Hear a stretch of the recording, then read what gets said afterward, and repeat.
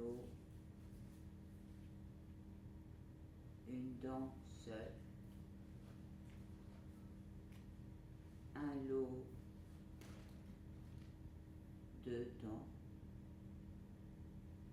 un lot, trois dents, un lot, quatre dents, un lot, deux dents,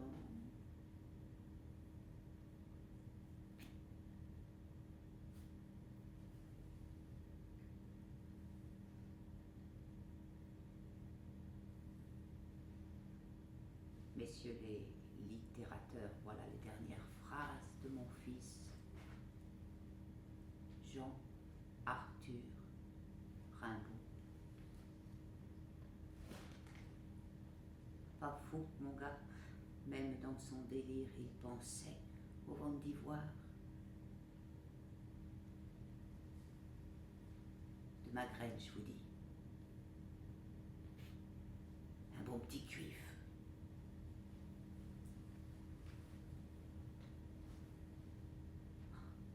À propos, il faudra que j'aille voir le notaire, les intérêts d'Arthur, les intérêts.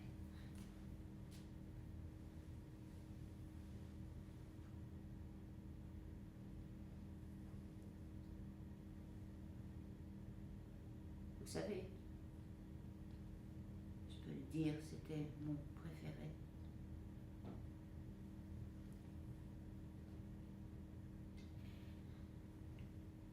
Il m'a bien gâté avant de mourir. Arthur.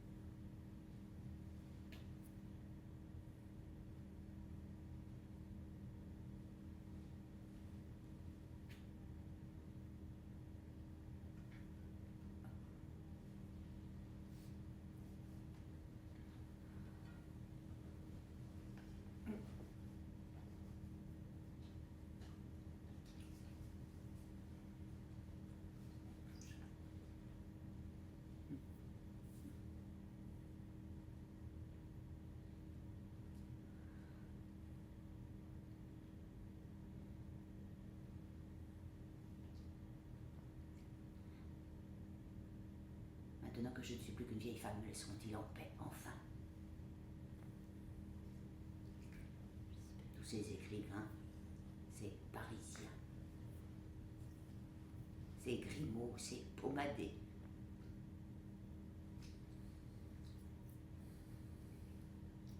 Paysanne, moi suis Vitaly Rimbaud, né cuif. Parfaitement.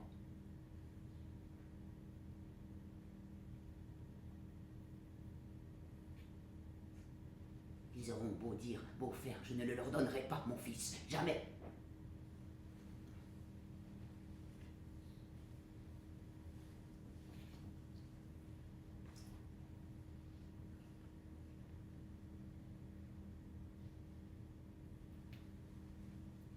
J'ai tous les droits, je suis sa mère.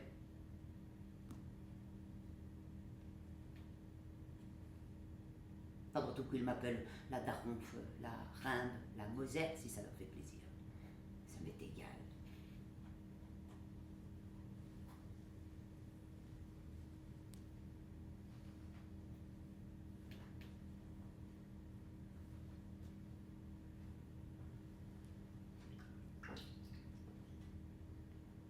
Même mort, je le garderai.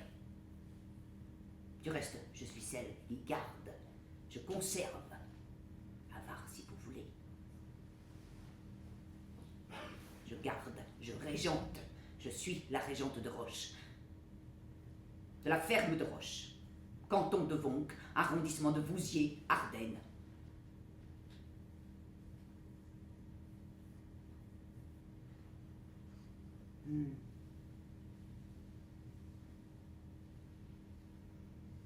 Oh, mes Ardennes. Mes Ardennes.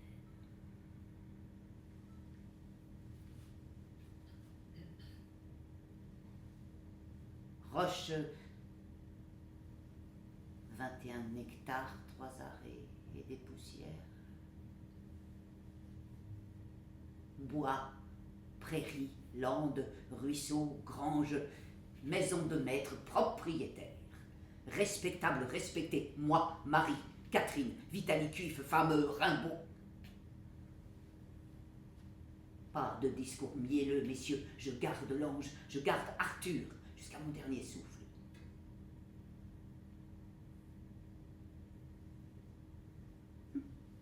Et voilà qui se ramènent tous. Avez-vous des textes, des poèmes? Voilà ce qu'ils disent. Je leur lâche les chiens aux fesses. Je me barricade. Par ces temps, on n'est même plus maître chez soi. Plus de convenance, plus de respect.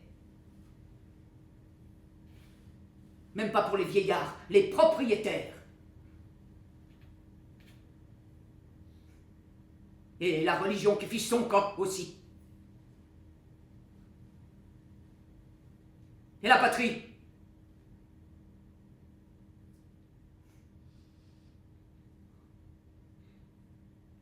Ah.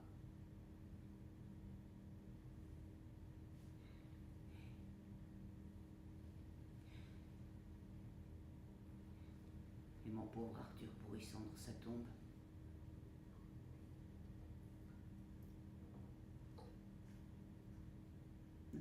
Pendant 20 ans, ils l'ont laissé tranquille, le médisait, le calomniait. Il put crever là-bas chez les Abyssins. Ils eussent encore couvert d'oubli, de mépris, de médisance à cause de Verlaine, Bruxelles.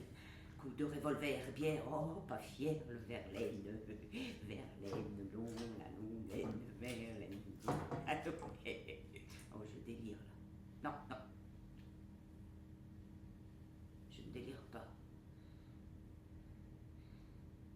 Vieil âge, Vestale, mort mon Orphée, mais non, pas de ça, la chrétienne, Arthur c'est Lazare, le soleil plein la gueule. Je garde le domaine, je conserve 8000 francs de rente, propriétaire, respectable, respectée, pratiquante. Messe tous les dimanches 11h, je donne aux œuvres. Je suis l'arbre qui ne tombe pas, le pieu qui ne s'arrache pas, il fallait bien. Que de vagabonds dans la famille, tous la bougeotte, mes frères, mon fils. Ah.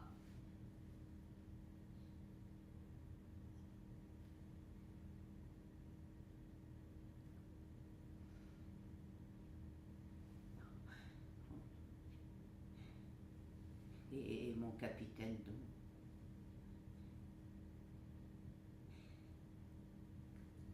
Mon malheur, mon écharde. Frédéric Rimbaud, toujours parti.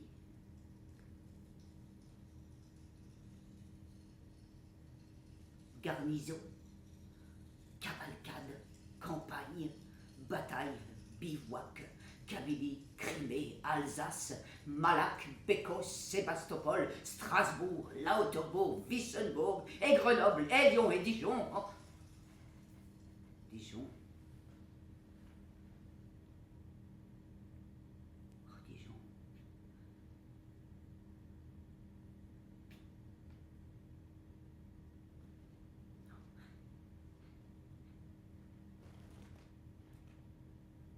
Bon godillot, bel uniforme, belle mine, yeux bleus, blondinet. Oh.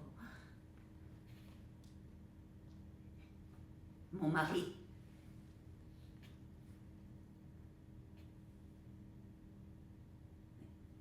Un gosse à chaque permission, le froc en l'air et hop. Et ensuite et toujours la marche, l'air vif et moi les gosses sur les bras, obligés de tout faire. Et puis un jour je n'ai plus vu mon officier, terminé, fini, veuve. Veuve avec pension. Il n'aurait manqué que ça, qu'il ne me laissa rien, ce gandin.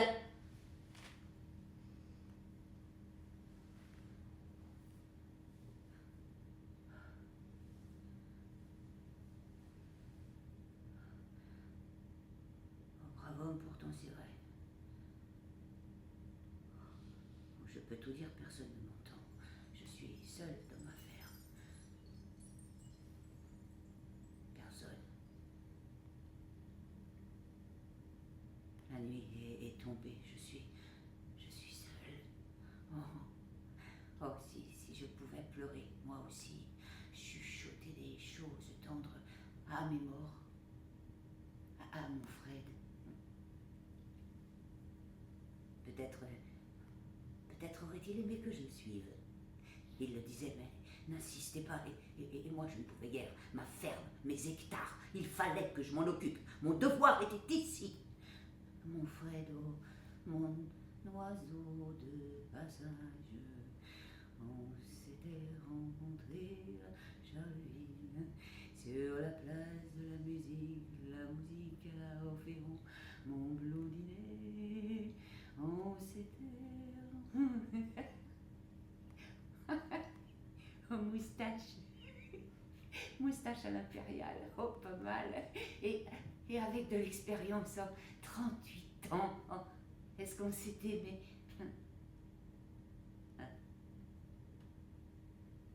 D'abord, qu'est-ce que ça veut dire, aimer? Qu'est-ce?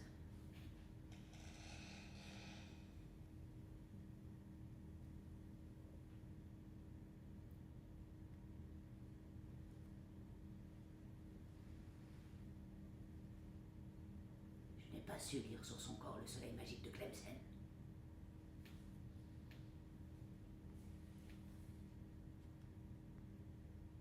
Je n'ai pas su trouver dans sa capote qu'il enlevait prestement et qu'il jetait dans le vestibule ces fleurs lointaines qui invitent au voyage.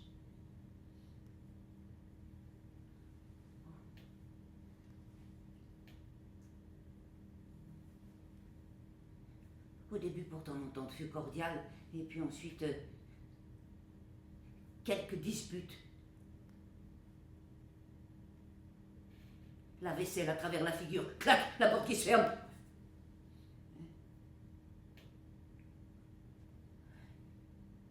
Plus revu le capitaine. Mais dans ce torrent de deux humeurs vagabondes, les cuifs et les rimbaud, j'étais l'encre, l'amarre, l'îlot dans cette mer insensée, la permanence dans cet océan fantasque, oui, parfaitement. Moi, Vitaly, moi, la chipie, moi, la harpie qui disent ah. Qu'est-ce qu'il faut pas entendre par les temps qui courent? Les nouvelles idées, les nouvelles modes fadaises. La terre ne change pas, elle est garce, elle est dure, elle est marâtre. Et moi, je suis sa fille, je suis la souche, je suis la racine. Oh. Oh.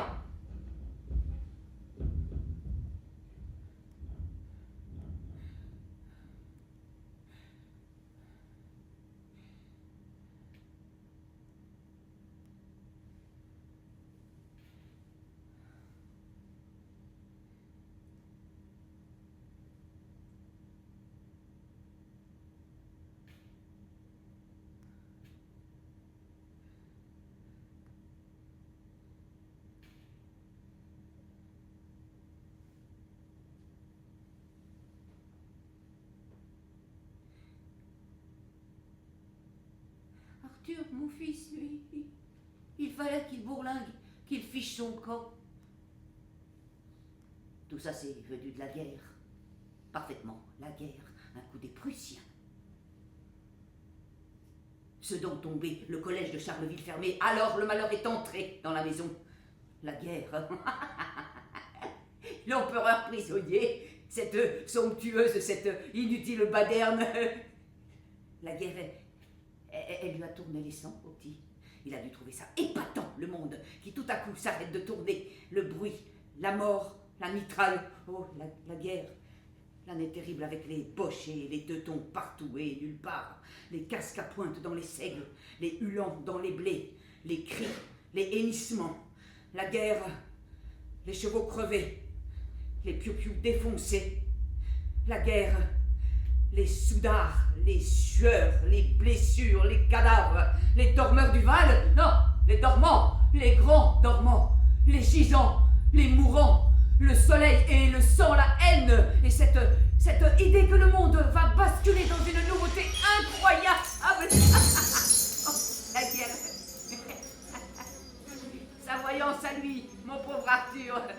Collège fermé, les gosses dans la campagne oisifs chapardent, la volaille et la cartouche, la guerre, sa malchance, tout est parti de là. Sa première fugue, Paris. Les prisons, la bouillerie, les misères, et retour à la maison à pied, traversant les vignobles, quémandant l'eau et le pain, lui fils Rimbaud, enfant de propriétaire respecté, honorablement connu. Le bien c'est la demeurance, le mal c'est le voyage, cette démangeaison. Moi, je dis qu'il faut vivre dans ces murs, dans ces talus, intramuros, asiatique.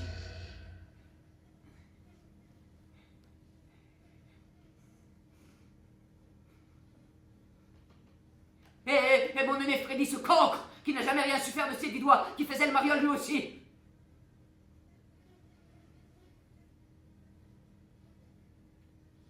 Arthur là, prostré, se salissant exprès, ne se lavant pas, oh barbare mongol.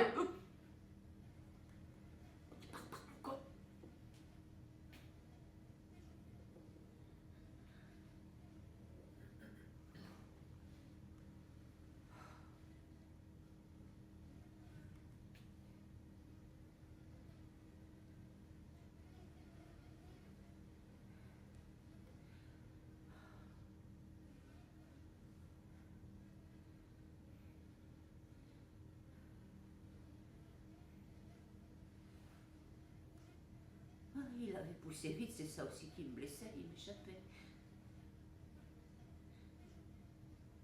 Il était grand, fort, beau. Je me disais que la vie allait me le prendre prématurément. Ce fut pire. Ce fut la Verlaine. Un poète encore. Ah, les poètes. Il est évident que 2 poètes ensemble ne peuvent faire que des bêtises. Cela est écrit, c'est clair. Comme 2 et 2 font 4. Ils multiplient les folies. C'est obligé. Damnés, ils se damnèrent. Ils s'encrapulèrent copieusement. Leur âme clocharde par les canaux et par les bois. Leur âme voyouse par les estaminets et par les rues. Ah, ah. Et moi qui tremblais, ici, dans ma ferme, moi en attente, toujours en attente. Ciel, la maternité ne serait-elle que ça? Une si longue attente. Combien de neuvaines n'ai-je pas faites pour qu'il... Combien de neuvaines n'ai-je pas fait? Combien de neuvaines n'ai-je pas faites pour qu'il m'en revienne? Intact.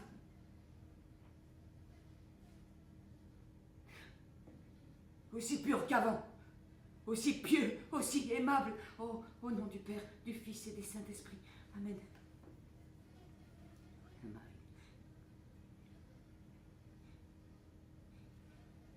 Mais cette Verlaine, il tenait cette vermine, Saturne, faunesque funeste. C'est bien vrai que les mauvais anges rôdent autour de nous. Quelle fatalité les a jetés dans les bras l'un de l'autre. Je lui ai bien dit à Mathilde, femme Verlaine, que je n'attendais rien de bon de son coco de mari. Et quand Rimbaud me revenait, il était comme souillé de pied en cap. Ses nippes, ses mains. Oh, jusqu'à ses yeux. Si bleu, si tendre, sali, abîmé. Jamais je l'ai flanqué à la porte. Ce qu'il raconte là-dessus à Paris n'est que mensonge. Il a toujours eu le gîte et le couvert, au contraire. Oh. Le reste est mon honneur.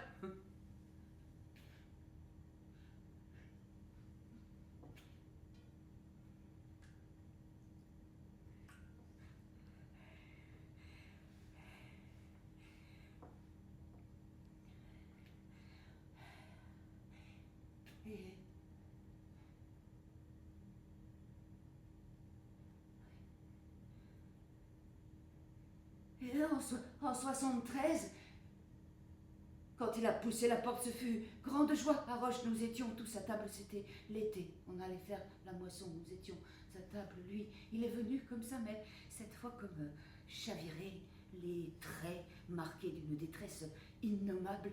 Il s'est assis sur une chaise et il s'est mis à pleurer, lui. Lui, si dur à la peine, si armé.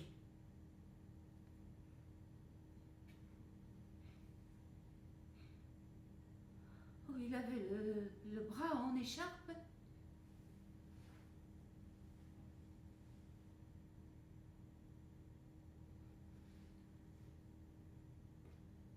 Ce voyou de Verlaine lui avait tiré dessus. Cet ivrogne se vaut bien sur Arthur. Oh, il m'a tout raconté. Je ne m'attarde pas sur ces querelles des histoires stupides. Je sais seulement que mon fils a retiré sa plainte devant le juge d'instruction.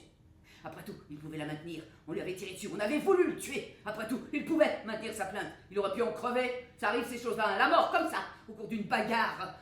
Verlaine était à Mons, condamné, entonné pour 2 ans. Arthur n'y était pour rien.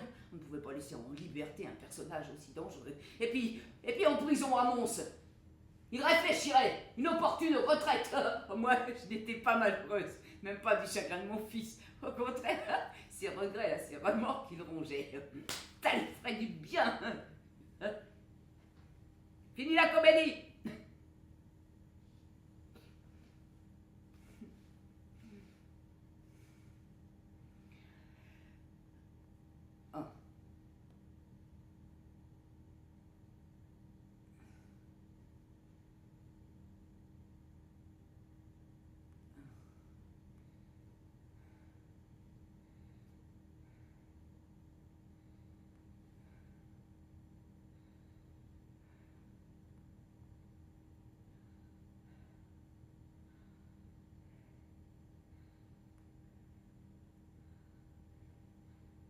Pensais-je à tout ça?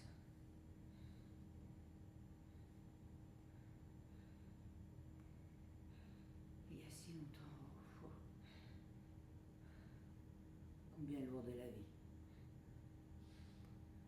pesante vie.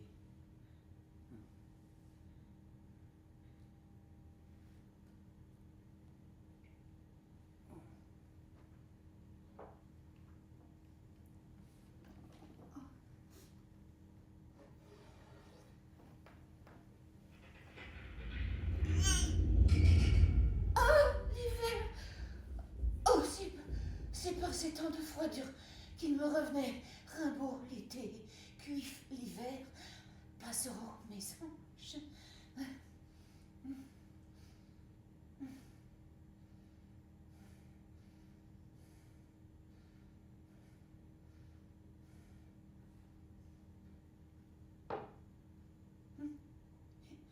En aura-t-il vu des monts et des plaines, des neiges, des villes, des mers, les chemins et les canaux, des provinces et des îles, Souabe, Lombardie, Java, et les vents et les tempêtes, et les nuits à la belle étoile, les refuges, les auberges, les monastères. C'est incroyable ce qu'il a pu marcher, mon fils. Plus que son fantassin de père. Sûr! J'avais beau lui dire de rester, il m'écoutait guère, ses airs sournois. Oui, j'ai bien. Il repartait.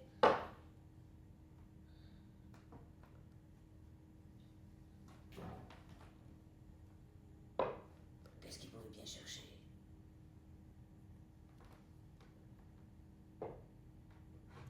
Quel démon le poussait? Que voyait-il? Avec son idée, dans les paysages, quelle musique voltait dans sa tête? Ici, jamais content, persiflant, moquant, rageant que les choses ne fussent pas autrement, voyant tout de suite chez les gens les travers, les ridicules, les tics, et dans mon dos, se moquant d'eux. Quel être avais-je mis au monde? L'enfant sublime qui disait, messieurs de Paris, les faquins. Il n'y a pas d'enfant sublime.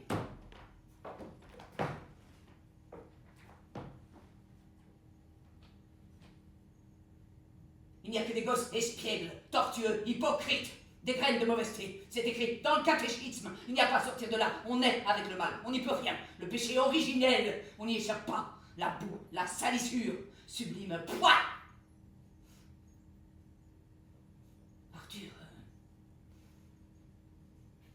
Arthur était plus doué que le commun. Après, c'est tout. Mais il partageait nos misères, buvait son vin jusqu'à la lie. Et comme il faisait tout absolument, c'était avec lui des fureurs incroyables, des détresses sans fond, des cris, des rages, des blasphèmes. Oh, des blasphèmes. Ainsi cette saison en enfer, ces histoires nègres, cette folie imprimée à Bruxelles chez Pouet et compagnie, quand il me fait lire ce livre, je m'enquille de sa signification. J'ai voulu dire ce que ça dit littéralement et dans tous les sens. Moi, j'étais estomaqué. Tout d'abord, je n'y compris goûter ces sombres fulgurations, ces désespoirs-là.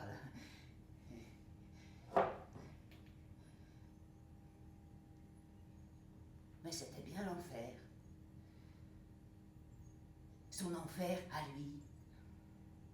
Il avait transgressé la loi de Dieu. Il payait ses fautes. C'était justice. Je n'allais pas le plaindre, mon garçon.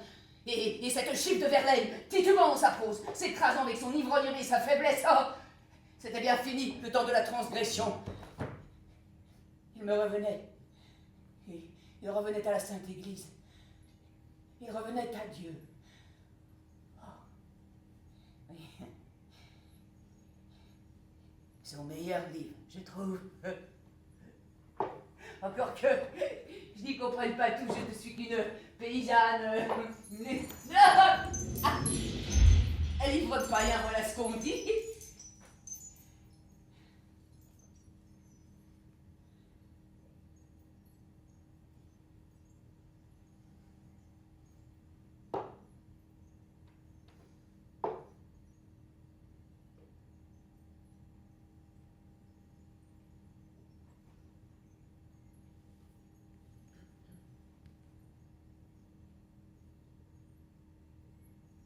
Païens. Comme si les païens parlaient d'enfer, de sainteté et de Christ notre Seigneur. Non, il était marqué.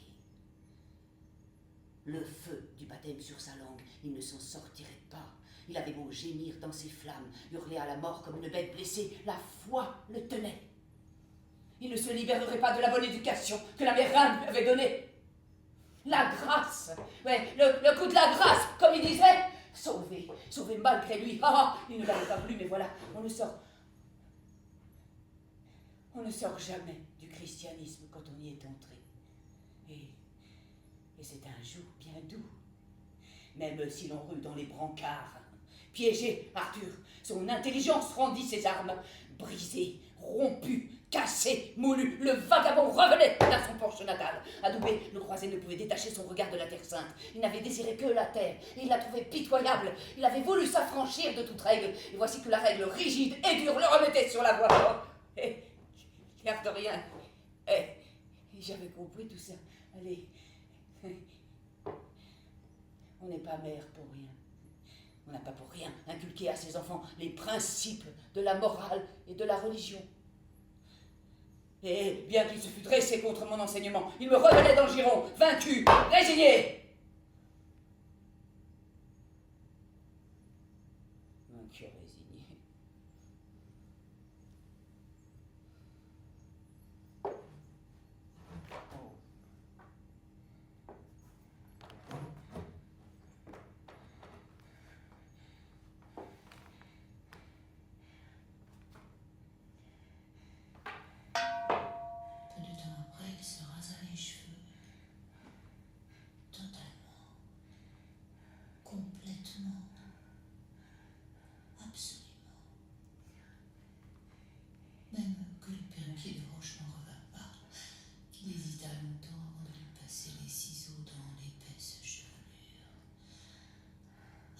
Sans un poil sur le caillou. C'était plutôt drôle. Il était comme ça quand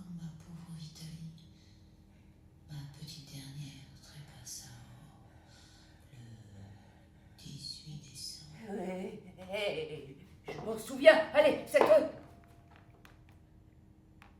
Synovite, contre laquelle nous ne pûmes rien. Je me souviens aussi de la peine de mon gars. Il avait vu sa sœur souffrir et partir atrocement. Voilà la vérité sur mon poète de Pélissa.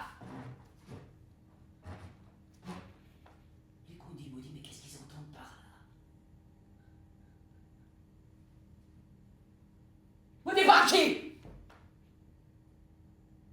C'est Arthur qui s'est maudit lui-même pendant 3 ans. C'est ça, la vérité vraie. Moi, je ne l'ai jamais maudit. Que ce soit à Charleville ou à Roche, il était toujours chez lui. Et son pécule pour ses voyages incessants, c'est bien moi, sa mère, qui le lui donnait, non? Mais qu'est-ce qu'ils vont raconter, là, ces biographes à la noix, là? Et puis, comment peut-on écrire la vie d'un autre? Moi, ça me sidère, ces bizarreries. Écrire la vie d'un grand homme par la sainteté ou par l'histoire, je dis pas. Il faut bien donner de bons exemples à nos enfants. Mais pourquoi vouloir raconter la vie d'un homme comme Arthur? Lui seul aurait pu le faire. Et il le fait très bien, ça, on peut m'en croire. L'idée ne lui est jamais venue. Si on en avait parlé, il est certain qu'il en aurait ri, et copieusement encore, en se moquant éperdument sa vie. Point! J'ai l'impression qu'au fond de lui, il la détestait, qu'il aurait aimé être autrement, mais qu'il n'a pas pu. Ah, oui, j'ai froid. Ce climat, lui non plus, ne le supportait pas. Oh, j'ai froid.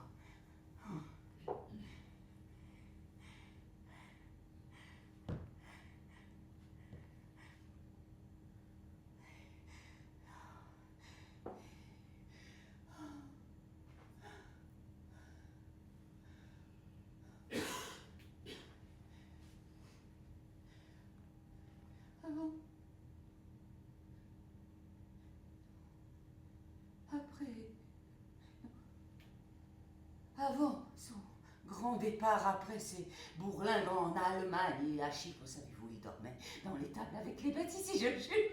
C'est là qu'il passait ses nuits. Il me disait que nos chambres étaient trop froides, que son corps ne supportait plus la froidure et la pluie, que son tempérament réclamait des climats chauds. Alors chaque soir, il prenait une couverture et il s'allongeait dans la paille. Ah! J'ai raconté ça à je ne sais plus quel genre de lettre. Il a cru que je blaguais. Il a dû me prendre pour un monstre d'insensibilité. Il a dû s'imaginer que dormir là n'était pas digne de mon génie de fils. Ces types n'y comprennent rien. La réalité rugueuse, ils n'ont jamais su ce que c'était. Oh, si tous les écrivains sont comme nous. Oh, comme eux. Oh. Si tous les écrivains sont comme eux, Dieu nous débarrasse plutôt de cette engeance. D'ailleurs, ce sont des parasites. Une société peut très bien vivre sans écrivain. Sans paysan, diable, c'est autre chose. Et ça doit être diantrement difficile. Mais un écrivain, bof!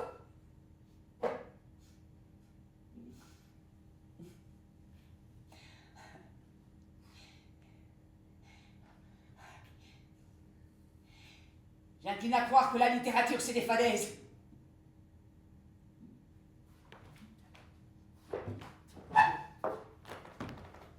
J'incline à croire que la littérature, c'est des fadaises. Et Arthur était bien de mon avis, il ne supportait pas qu'on en parlât devant lui et de ses anciens confrères. Il disait qu'il avait bien trop vécu avec ces cocos-là, parfaitement. Voilà ce qu'il disait, pas gentil, hein. D'ailleurs, il ne parlait jamais de ça, ni de ces gens-là, dans ses lettres pendant les 15 ans de sa véritable vie, sa vie d'explorateur. Il ne fut pas une seule fois question de ces bouts d'adolescents. Fini, mort, enterré ce garçon-là avec ses dévergondages, ses rêves, ses poésies. Fini, mort, enterré, à tout jamais, fini. Ce garçon-là, c'était un autre, une sorte de démon qui, quelque temps, l'avait habité, dont il n'était point responsable. Un être qui lui avait voulu du mal, un enfant de Satan, venu ici dans les fourgons de Guillaume, avec cette sale guerre, avec ce chambardement, avec ce chamboulement qui avait mis tout son tout dessus. En somme, une sorte de possession diabolique, un accident, une maladie, une sorte de rougeole, non, une sorte de variole. On ne peut pas juger là-dessus. On ne juge pas un homme sur ses maladies, n'est-ce pas? Vitaly, on raconte des choses. Peut-être bien qu'il est là. Arthur, peut-être bien qu'il est là, tout près avec ses yeux bleus.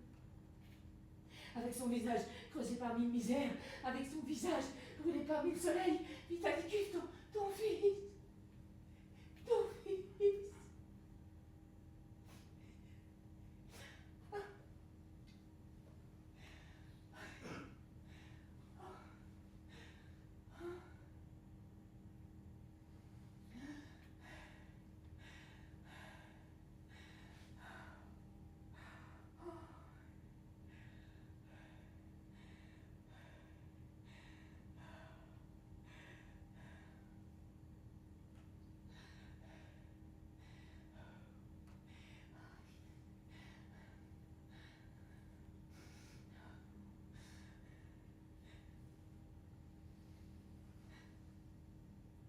J'ai tout fait qu'on me laisse en paix.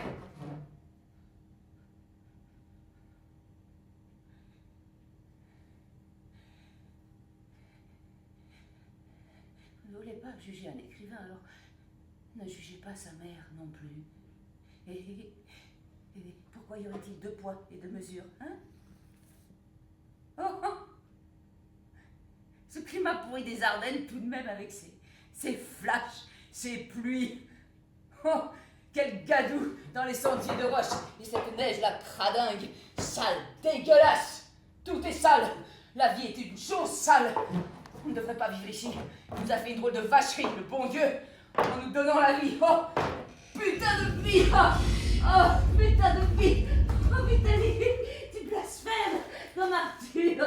Tu blasphèmes comme Arthur. Femme dure. Tu n'aimes rien ni personne. Tu n'aimes que ton ombre noire, glissante, austère, respectable sur les murs de Charleville et de Roche. Tu n'aimes que l'idée que tu veux que l'on se fasse de toi. Tu es le contraire d'une chrétienne. Tu n'aimes que ton idée, ne pas plier, ne pas fléchir. Tu es de la race des scribes et des pharisiens.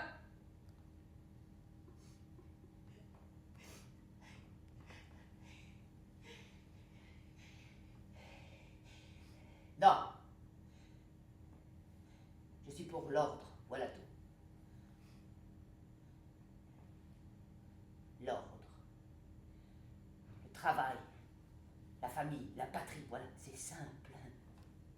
Il n'y a pas de quoi faire des grimaces. La route droite. La règle, le règlement, la réglementation.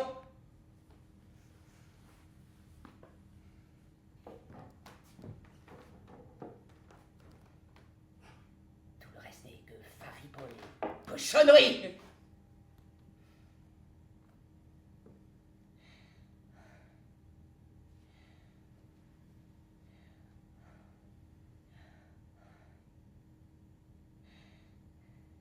Et si Vitaly, tu n'avais pas aimé ton fils?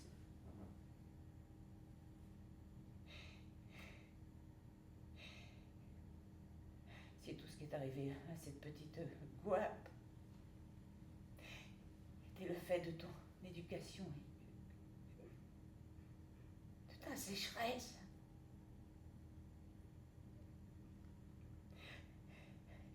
Regarde-toi dans ton cœur, tu es seul.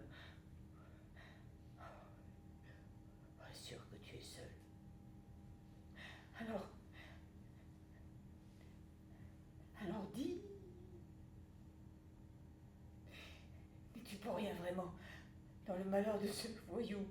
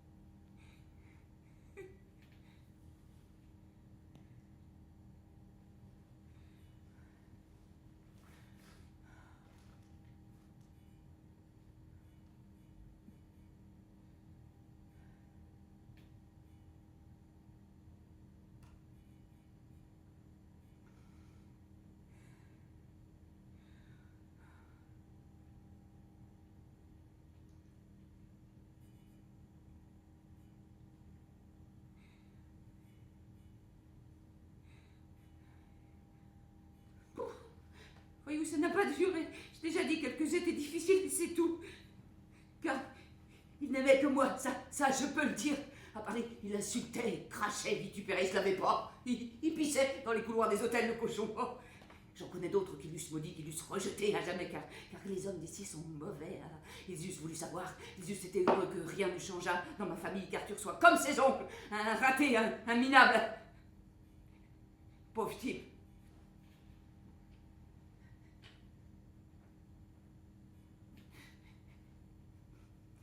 Et puis pourquoi toujours parler de sa jeunesse? Le vrai Arthur, c'est l'autre.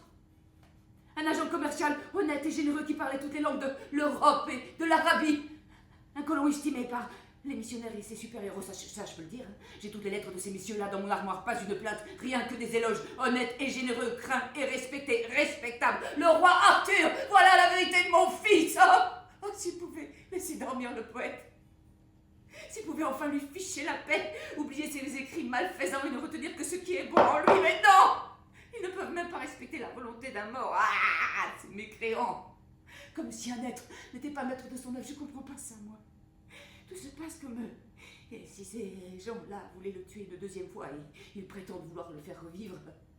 Ce qu'on a écrit est à soi, je trouve. Et si l'on veut que ça périsse, c'est pas... il faut que ça périsse, c'était sa stricte volonté. Et je me battrai pour que cette volonté-là soit respectée avec Isabelle.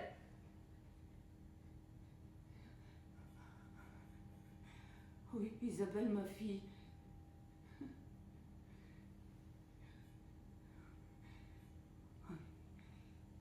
Oui, Isabelle, qui a été si bonne avec lui, si douce, si attentive. Ah!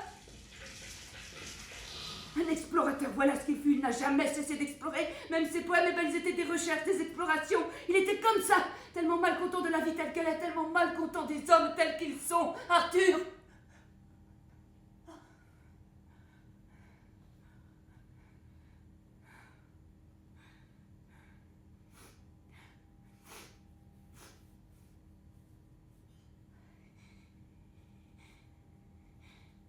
Nulle œuvre d'art n'a jamais changé le monde.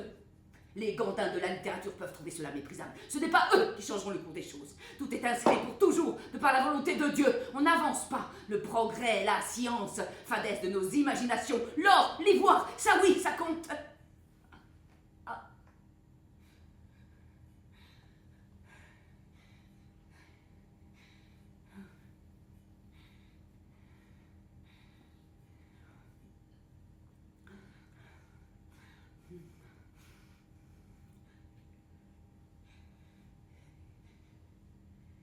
Je reviendrai avec des membres de fer.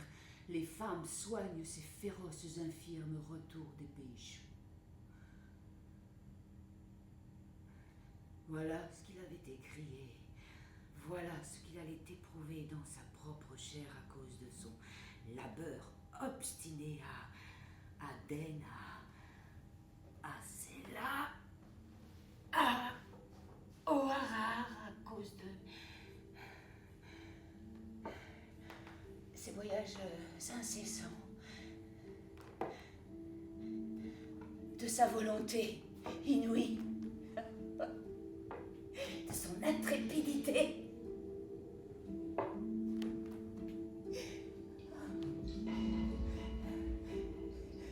Et toi, Vitaly, tu n'auras jamais vu ces grands pays criblés. Tu n'auras jamais vu ces méharés.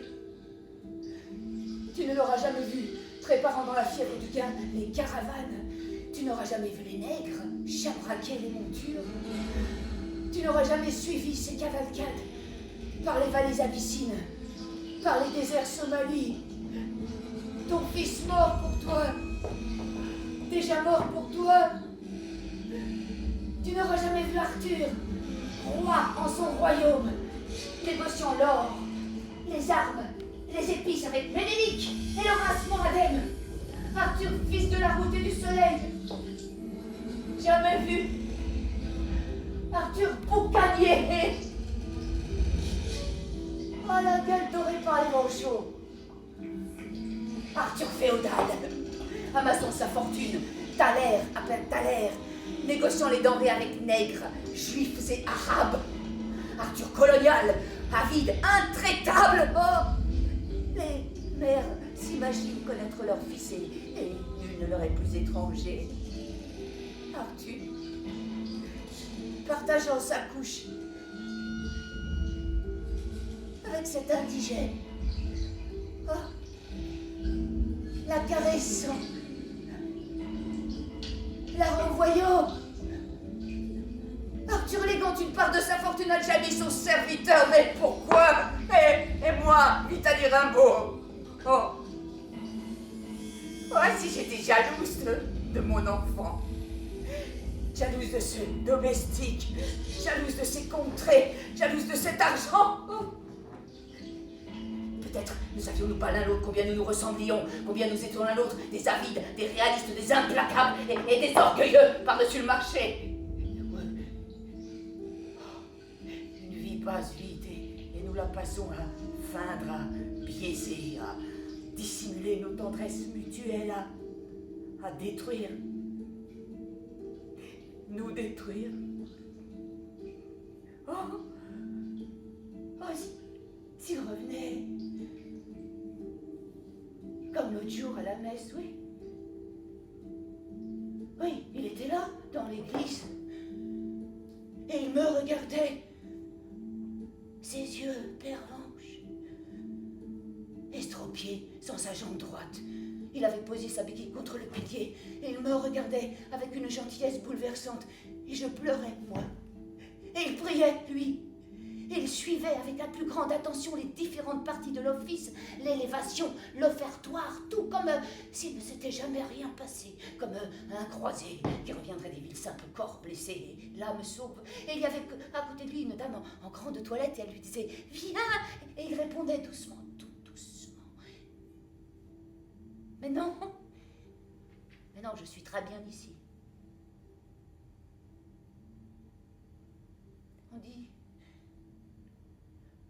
On dit que les saints font ainsi des apparitions. Et si c'était vrai?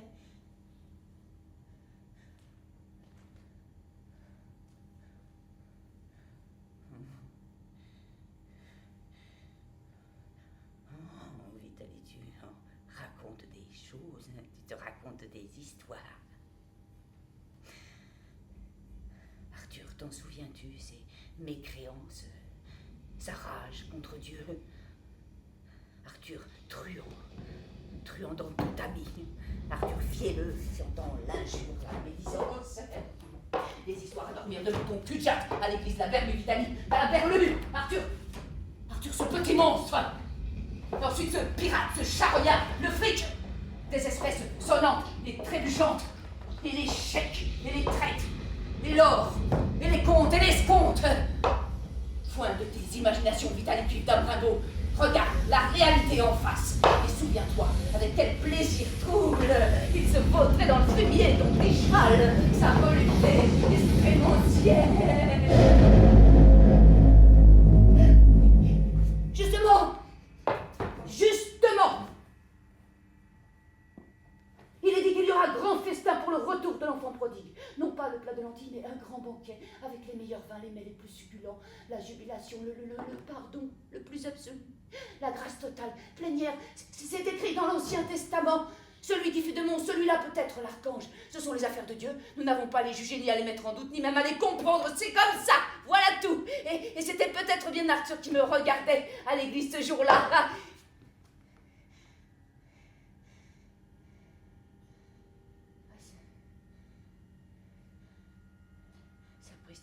Tout de même, tout ça, c'est bizarre, étrange. Il y a des jours où nous ne saisissons pas ce qui se passe, où tout semble glisser. Sentiment, certitude, rectitude.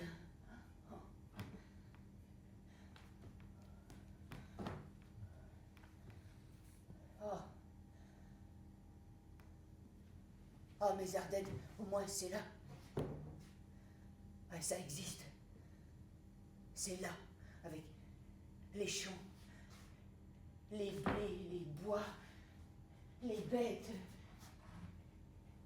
les tourbières. Oh, moi j'aime ça, les tourbières, quand elles sont toutes noires, grasses, toutes gorgées d'eau sous les yeux, engorgées de brouillard avec les grands choucas qui planent les brailles. Et tout ça aussi n'est que pourriture, végétaux pourris, décrépitude. Tout va à la terre, le néant. Oh, s'il était resté aux Ardennes, mon repos de fils.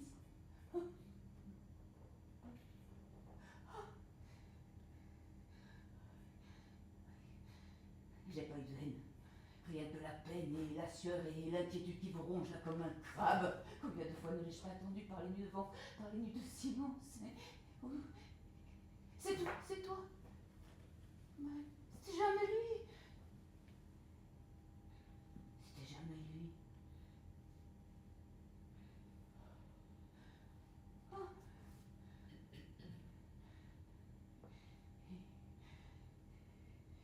Être la mère d'un poète, c'est tout de même un drôle de métier, c'est moi, Vitaly Ringo, qui vous le dit. Hein. Mieux vaut avoir un fils aux armées ou aux colonies, là, il y a des règles pour l'action et des camarades qui vous soutiennent, et le pain et le vin, assurément. La poésie. Est-il contrée plus périlleuse? Est-il occupation plus préoccupante? Est-il solitude plus solitaire? Est-il orgueil plus forcené?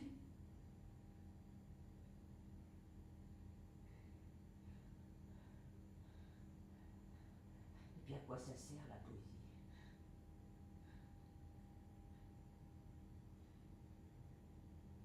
À rien. À moins que rien. Je comprends pas qu'on enseigne ces balivernes dans les écoles, ces chers professeurs, ils ne sont pas sérieux, hein? Non, moi, je ne crois qu'à la terre. Et Arthur l'avait bien compris. Il travaillait pour enlever les mauvais germes, les mauvaises herbes, les pernicieuses influences de son enfance. C'était fini l'été négociant. D'Adèle, il m'écrivait. Il reviendrait au pays fortune faite, qu'il épouserait une fille de Parisis, sur pas une sauvage, qu'il aurait un fils, qu'il élèverait selon son idée. Oui, il eût pu épouser une fille de Charleville ou de Voncourt ou d'Attigny, et tout eût été pour le mieux dans le meilleur des mondes. Le dimanche, il serait venu me voir en calèche. Les paysans se fussent découverts sur son passage, reconnaissant en lui le premier d'entre eux par l'intelligence, l'expérience, le savoir. Il eût attaché son cheval là, tout près. Il m'eut embrassé.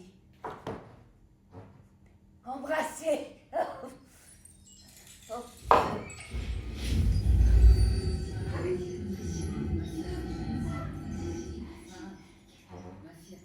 J'ai mal à la jambe. C'est les souvenirs qui me tournent les sangs.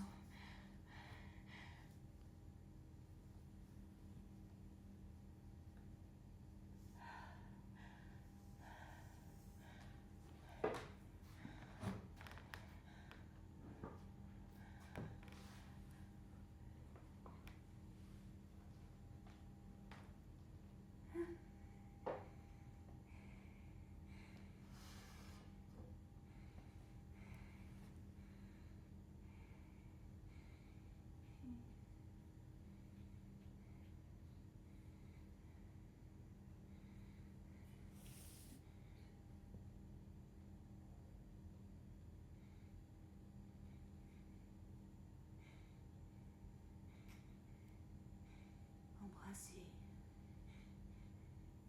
Sans blague. Tu mens, Vitaly. Entre Arthur et toi, il n'y avait jamais de ces démonstrations tendres. Toujours ton visage dur, tes airs arrogants, ta sécheresse de cœur, une pierre, une statue. Oh, on n'aime pas les statues. Et Arthur savait très bien à quoi s'en tenir. Tout juste nourrissait-il à ton égard une déférence lointaine et sournoise. Devant toi, correct, réservé, c'est tout. C'est ton insensibilité qui a encrapulé ton fils. Toi, responsable de tout, toi seul responsable de ses fautes, de ses insultes, de ses escapades.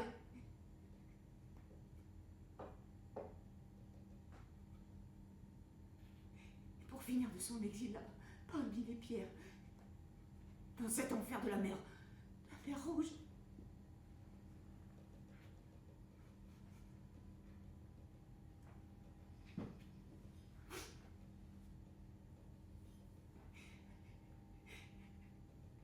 Les délinquants ne poussent pas comme ça dans les bonnes familles, il faut bien qu'il y ait quelque chose.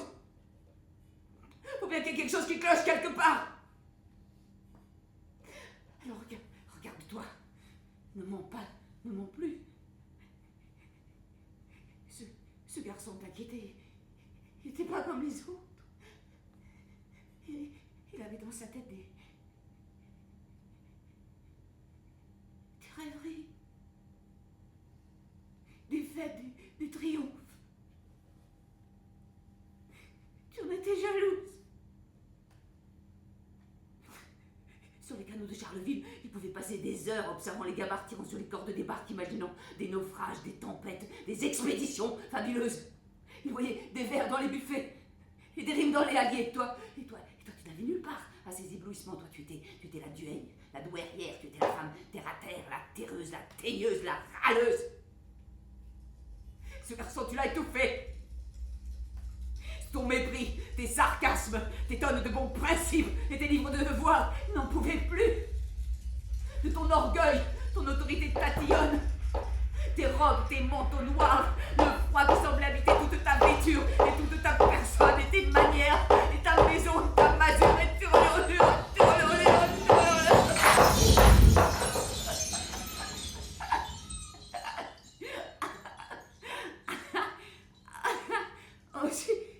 suis-je dur avec moi tout de même? Toutes ces rengaines, c'est ce qu'on dit. Dans ces Ardennes, on est comme ça, on s'observe, on médit le pays des loups. La poésie, c'est parce qu'il les tourmente, nos gars, ils sont comme moi, même race. Mais moi, je ne m'occupe pas des voisins, ce sont les singularités d'Arthur qui les ont poussés à toutes ces inventions-là, ces malveillances. Lui, si bohème quand il était jeune et si riche ensuite, près de 40 000 francs. C'est pas qu'il ait chanté sa fortune sur tous les toits, mais je sais pas, l'argent, ça sent, hein, on a le flair pour ça. C'était plus le vagabond haillonneux qu'ils avaient connu, non! Plus de...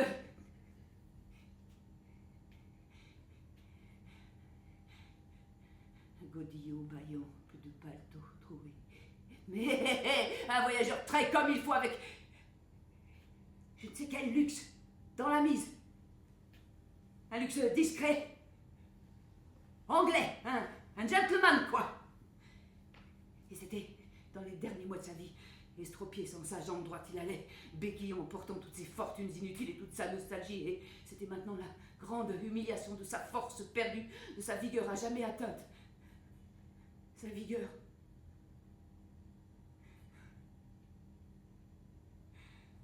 Sa vigueur.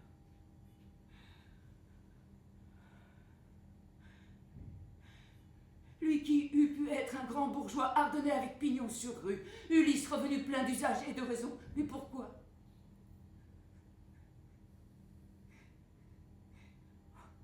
Faut pas chercher à comprendre. J'ai fait ce que j'ai pu. Les climats chauds l'auront perdu. Pourquoi? Toutes ces courses-là, ces expéditions, les tracas, les fatigues.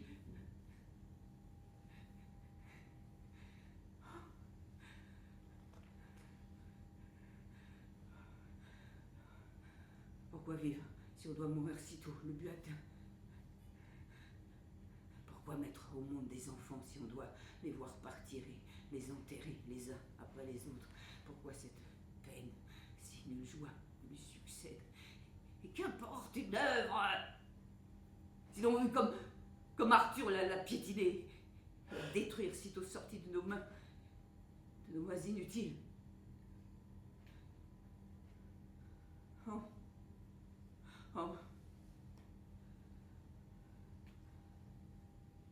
Bien vieille.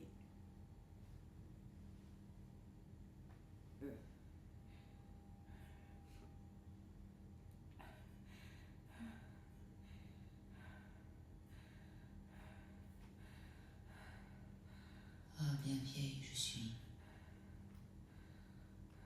Une pauvre régente d'un royaume déserté. Vitalie. Morte. Morte. Arthur. Mort. Déjà. Avant moi. Avant moi. Non, je leur ai fait un joli caveau au cimetière.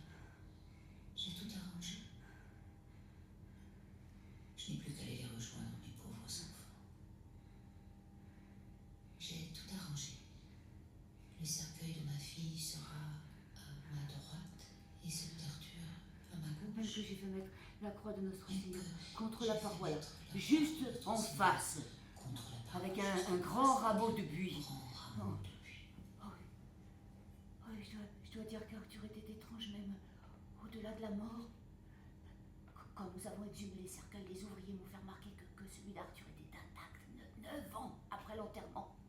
Pas à la moindre déchirure, la terre avait juste un petit peu abîmé le beau chêne, c'est tout, et la croix dorée qui était dessus, et la plaque sur laquelle son nom avait été gravé, idem, intacte. C'est si vrai que les ouvriers étaient estomaqués. Ben vrai, Madame Rimbaud, nous on n'a jamais vu ça, et il est venu une grande assemblée de curieux. Personne n'en a parlé, mais je suis certaine que tout le monde pensait que le corps enfermé là dans le bois du raisin avait échappé à la corruption, comme celui de certains bienheureux. Enfin, c'est là que j'irai, je serai bien là, entre mes anges, entre la double, la quiète, l'angélique dormition, s'en sera finie cette vie qui est une plaie. Alors, dans le clair champ des ténèbres, les temps tranquilles, immobiles, avant le doux évaté de la résurrection, nous, les rimbes, nous lèverons dans le glacial soleil du Nord. Du reste, je vais régulièrement au cimetière, j'arrange les fleurs sur la pierre tombale et une concession à perpétuité d'âme. Ça coûte cher, hein?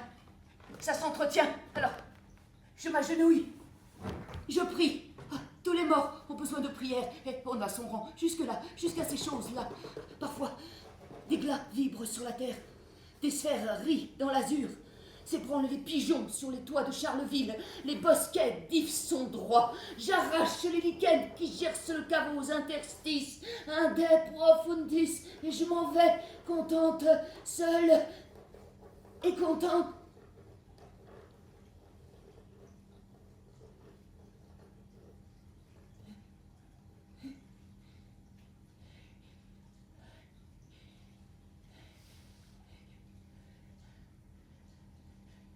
Toi, contente, Vitalie.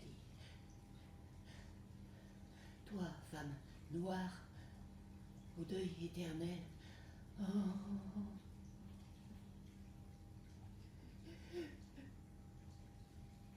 Cette année 1891, que le destin la marque comme maudite dans la ronde du temps, et particulièrement l'été qui vit son martyre. Les blés avaient gelé. Les mois étaient pourris, comme ses membres. Quelle pitié! Il s'était fait opérer de la jambe droite à Marseille, à l'hôpital de la Conception, et il était revenu à Charleville, poussé par son instinct, un peu comme ces migrateurs qui veulent revoir le pays avant de mourir. Il est resté 30 jours. Évidemment, moi, je pensais que je servais quelque preux revenu de l'Orient, qu'il fallait le nourrir, le border dans son lit, l'écouter et l'entendre quand il gémissait ou qu'il lâchait encore la bride à ses songes. Arthur Fablon, oh, quel maître!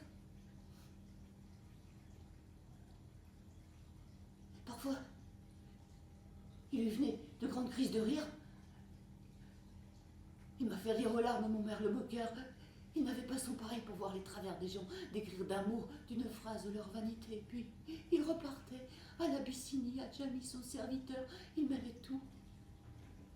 Le passé ardennais et les jours de soleil, les sources de l'Ogaden et les fontaines françaises, les douars et les villes, le Coran et les saintes écritures, et même les langues et les dialectes. C'eût été un régal, n'avait été la marche.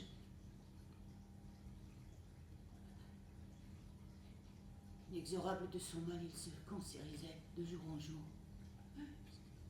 Ses insomnies augmentaient. Jamais moins de 39 degrés de température. Alors venaient les fièvres, les sueurs, les délires. Il disait qu'il n'était plus qu'un tronc, qu'il ne pourrait plus jamais monter à cheval, voir le soleil, et pourtant il fallait qu'il s'en aille, on l'attendait là-bas, et il s'enfonçait. Une nuit, Isabelle et moi, nous avons entendu un grand vacarme. Nous nous sommes précipités dans sa chambre. Arthur était par terre, tout nu. Quelle détresse dans son regard quand nous l'avons relevé. Il nous dit alors que c'en était fini, qu'il ne guérirait jamais. Oui. Un été sordide avec des avoines couchées sur le sol et des enfants qui meurent. Oh, la sale saison.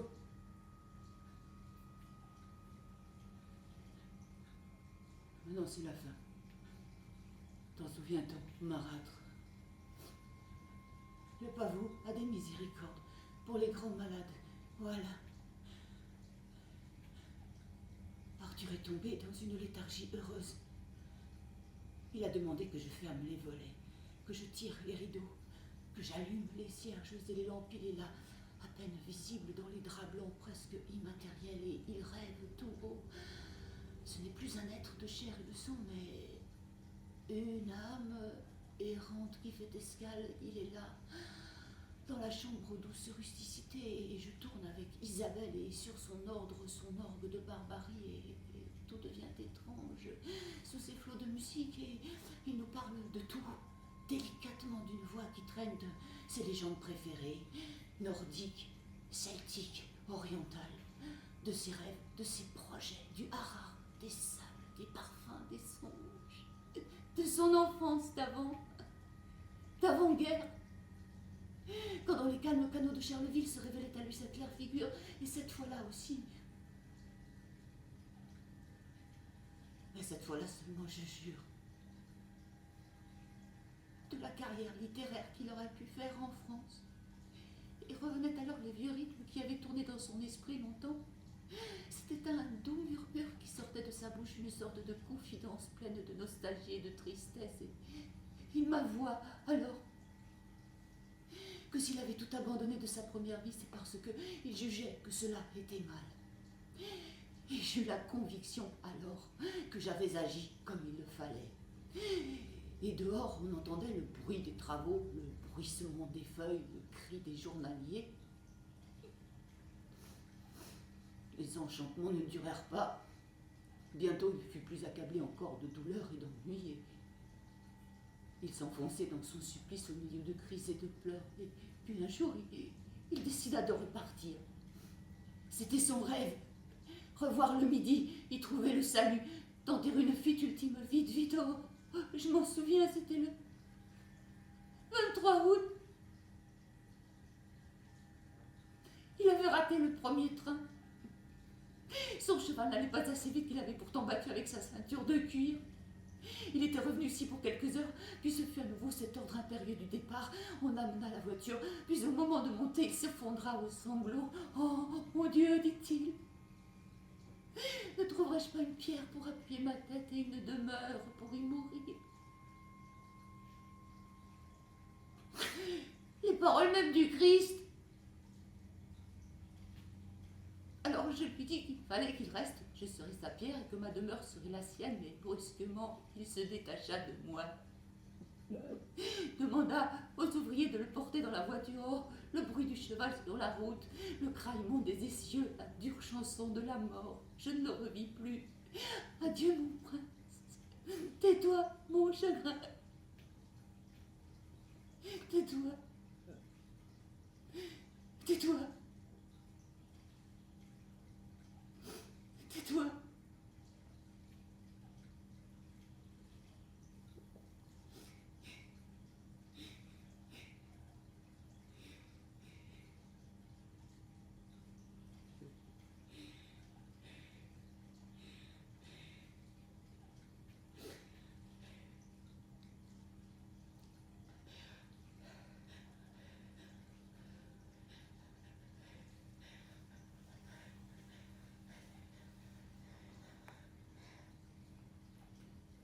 Mon fils dura encore près de 3 mois dans des tourments indicibles. Il n'était plus qu'une sorte de buisson ardent de douleur, de foi, de délire. Pauvre enfant au chemin de croix, il s'était confessé très chrétiennement. Des jours avant d'expirer, Isabelle, ma fille, m'avait remplacé au chevet de son agonie.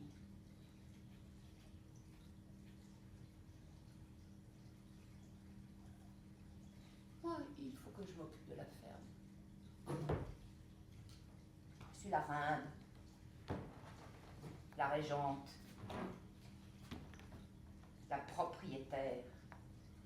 Bon, allez, assez rêvé. Il faut que j'aille voir où en sont mes journaliers. Ah, Ah, ma sciatique. Un lot, une dent seule, un lot, 2 dents, un lot, 3 dents, un lot, 4 dents, un lot, 2 dents. Messieurs les littérateurs, voilà les dernières phrases de mon fils Jean-Arthur Rimbaud. Pas fou, mon gars, même dans son délire, il pensait au vent d'ivoire de ma graine, je vous dis, un bon petit cuif. Oh, à propos, il faudra que j'aille voir le notaire. Les intérêts d'Arthur, les intérêts. Vous savez, je peux le dire, c'était mon préféré. Il m'a bien gâté avant de mourir. Arthur,